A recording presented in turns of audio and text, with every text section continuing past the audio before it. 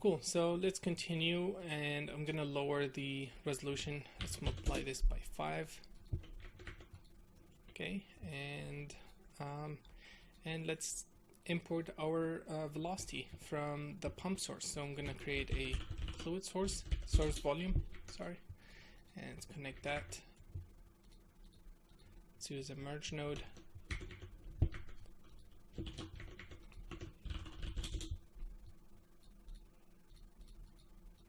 And here I'm going to change it to pump and use the pump. Cool, and let's take a look and see what we've got.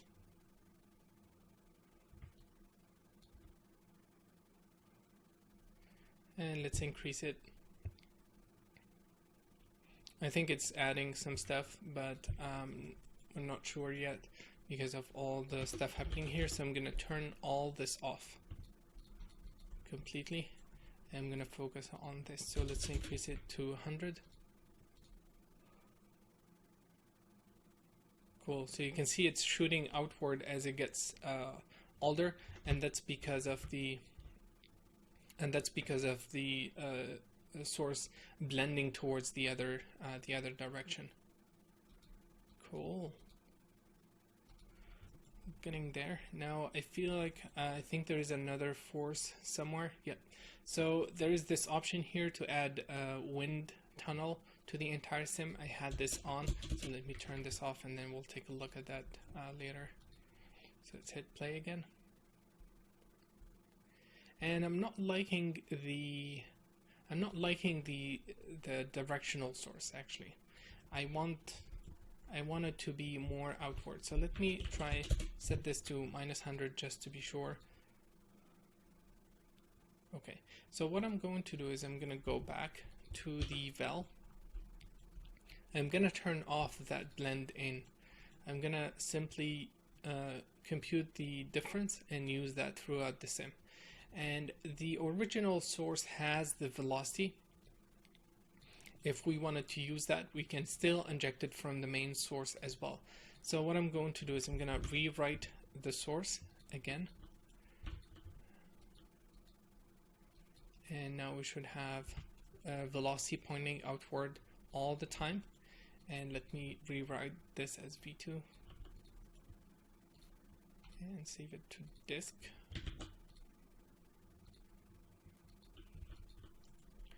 And let's wait for it to finish. It shouldn't take too long. At least doing it twice.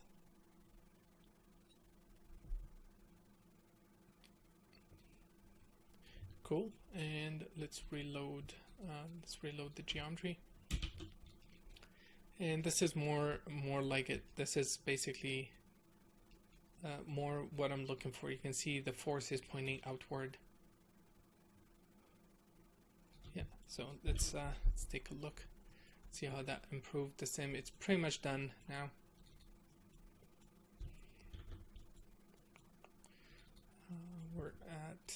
We're at this guy. Sorry, sometimes it gets confusing. And let's set this to 10. Cool. So the source is regenerated. And I think the velocity is much better now. You can see it pushing in various directions. Cool.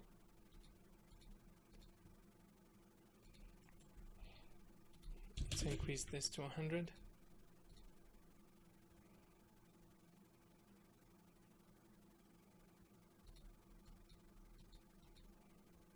Yep.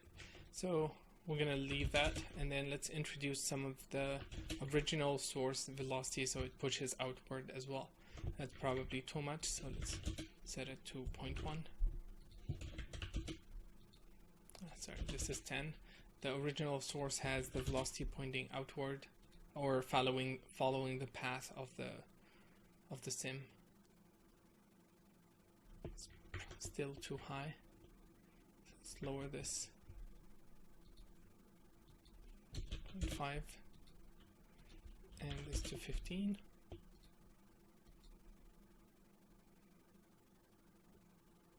Cool. I just wanted to get something in the beginning, that's all. Okay, so now how do we get from this to which one? To this. Well, the idea is pretty simple. We're going to use our setup. So the first thing that I want to do is I want to copy, or actually let's take a look and see what's going to happen now. So I want to use the temperature or the length of the noise mask that we're creating using the gradient and all the good stuff. I'm going to use the length of that to inject that into the divergence, and I'm also going to inject it into the temperature, and I will display the temperature now here. Let's set it to 10. Okay, so you can see we have some information coming there. It's not too much, but there is some data. Now let's inject that into the divergence. Right now it's set to 1, so I'm going to animate that. Let's say 12. Let's go to frame 13 and let's set it to 0. And we should see some expansion happening. Not so much happening. Okay, so let's dive in here and see. So it looks like this data is not, there's not so much happening that is injected into the divergence. And what I like to do is, if we look at the source, the primary thing that we have here is the actual density. So if we take a look, you can see this information is moving along, and if we take that and inject it into the sim, we can cause the tendrils or the projectile to expand correctly. So what I'm going to do is I'm going to bind import the density. I'm going to add a multiplier just in case I want to reduce this.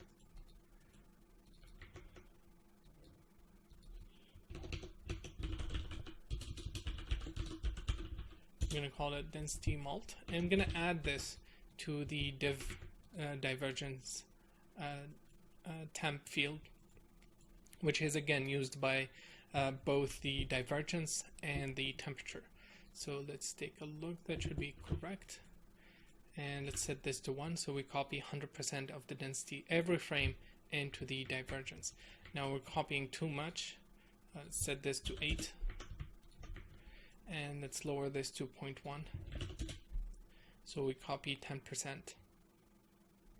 Cool. I want to get the expansion at the center basically. Let's copy this to copy 0.25 only. Cool. You can see now it's expanding just a tiny bit, and it's going to go upward because of the temperature that we're copying, which could be interesting, so we'll leave that. Actually, I'm gonna increase this a bit, and let's multiply the gradient. I want more noise, and I want this guy, where is it? I want to multiply this even higher, the directional force. Because remember, we're using the velocity, and if we don't have anything moving, everything is being multiplied by the speed of the velocity, and if nothing is moving, we're not really affecting anything. Now everything looks blown up, so let's fit the range of this guy between 0 to 50, 20. Let's copy this, paste it here. Cool.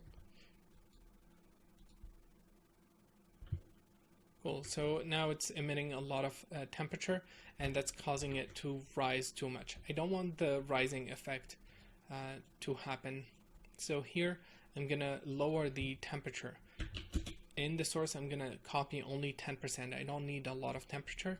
I'm gonna lower the cooling rate. It's fine. I'm gonna lower this to 2. And let's take a look. Cool. So you can see the expansion happening at the center here. And this is pretty much the same thing that I did here. I just spent, it's actually the same setup. I just went a little bit more aggressive in the beginning, and I didn't intend this effect. I wanted something along these lines that only generates stuff at the center. But this one has a lot more tendrils. As you can see, there's a lot more spikes, which we're going to do as well. Okay, let's take a look at this blob and see what kind of information it has. Cool, so we have, there's the tendrils, and then it's expanding and going upward. Now I'd like to add some of that temperature back. I want it to rise a little bit. So let's set this to 0.4. And here in the velocity, I'm actually going to lower this because the volume is not moving too much, so we need to capture more. And worst case, I may turn off this completely because I don't want to affect only the fast moving part. Everything is moving at the same rate at the moment. Cool, so we have more expansion going, and with this sim, the higher the resolution, the more we're going to capture, the more details we're going to get. Because right now it's missing, the voxels are missing capturing some of that information in, and that's not being injected into the sim.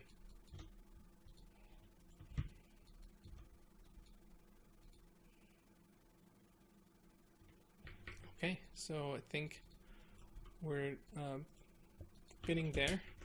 I'm gonna increase the noise amplitude, and I think I'm gonna turn off the velocity multiplier here. I'm going to turn that off completely for the gradient mask, and we'll inject it back again later if we needed to. Okay, so that is fine. That's fine. That's fine. I'm going to increase the density multiplier, which is very important. It will change the sim drastically. And to be honest, I don't have a lot of other things to reveal for you guys. It's just a matter of tweaking the various options, as you can see me doing, to get something interesting. And we're getting there. We've expanded this into this source now. So I think I know why. I'm gonna add this back, the masks and all. I want that in because it adds a lot of interesting breakups, and we want that. I'm gonna increase the noise amplitude even more. Yeah, I like the expansion now. You can see it's been broken up a lot more. Yeah, this is perfect. So I'm not gonna change I'm not going to change a lot now. I'm just going to increase the buoyancy of the entire sim to 6, and I'm going to add a vortex confinement to increase the details, and then I'm going to add a gas dissipate. I want to dissipate the temperature, the diffuse field, and I'm going to diffuse it 0.05, and then I want to be a little bit aggressive with the dissipation, so I'll go 0.05, and then I'm going to animate the sourcing to be 3 up to frame 13, and then 1 to frame at frame 14. So it only uses 3 frames for the first 13 frames. I'm going to set the multi-grid to 2, and I'm going to lower this to 3 so we have more resolution. And I'm going to cast this, and we'll continue in the next video. Thank you guys for watching, and see you in a bit.